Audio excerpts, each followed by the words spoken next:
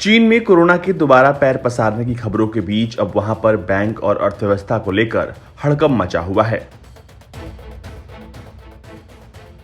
People's bank of China ने बिना पूर्वानुमति के बड़ी मात्रा में नकदी निकालने पर रोक लगाने का फैसला किया है। कर्जदारों के ऋण के डूब जाने और बैंकों के भाग जाने के डर से अब चीन ने बैंकों से बड़ी राशि की निकासी पर रोक लगाने की घोषणा की है।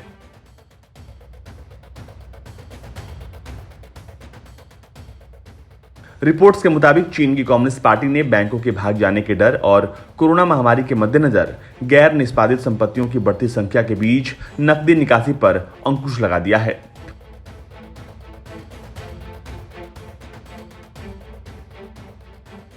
प्रतिबंधों को चीन के हेबई प्रांत के एक पायलट परियोजना के रूप में लगाया गया है और बाद में अक्टूबर में 2 और क्षेत्रों ज़ेजियांग और शेनज़ेन में भी लागू किया जाएगा।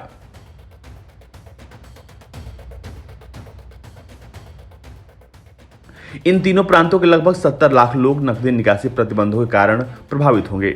सरकारी एजेंसियों के अनुसार स्थानीय सरकारों, पुलिस और बैंकों द्वारा बड़ी संख्या में लोगों को बैंकों से पैसा निकालने के लिए राजी करने में विफल रहने के बाद इन प्रतिबंधों की घोषणा की गई थी।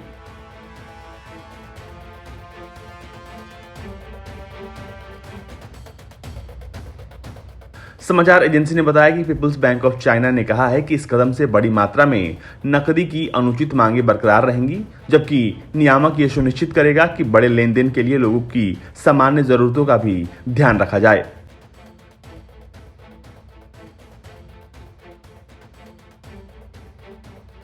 इस 2 वर्षीय परियोजना के तहत व्यक्तियों और व्यवसायों के लिए नकदी निकासी पर सीमाएं लगाई गई हैं। रिपोर्ट में कहा गया है कि 1000 से 3 लाख युआन और 5 लाख युआन से अधिक की नकदी को वापस लेने वाले व्यक्तियों को पहले सरकार की मंजूरी की आवश्यकता होगी।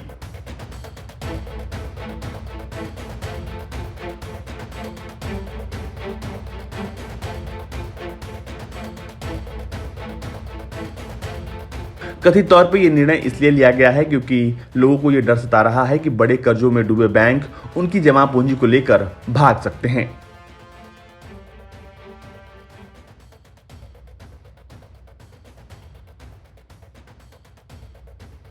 यही कारण है कि लोग तेजी से अधिक मात्रा में बैंकों से अपने पैसों की निकासी कर रहे हैं और चीन जबरन लोगों को उनके पैसे निकालने नहीं दे रहा है। ब्यूरो रिपोर्ट, भारत तक।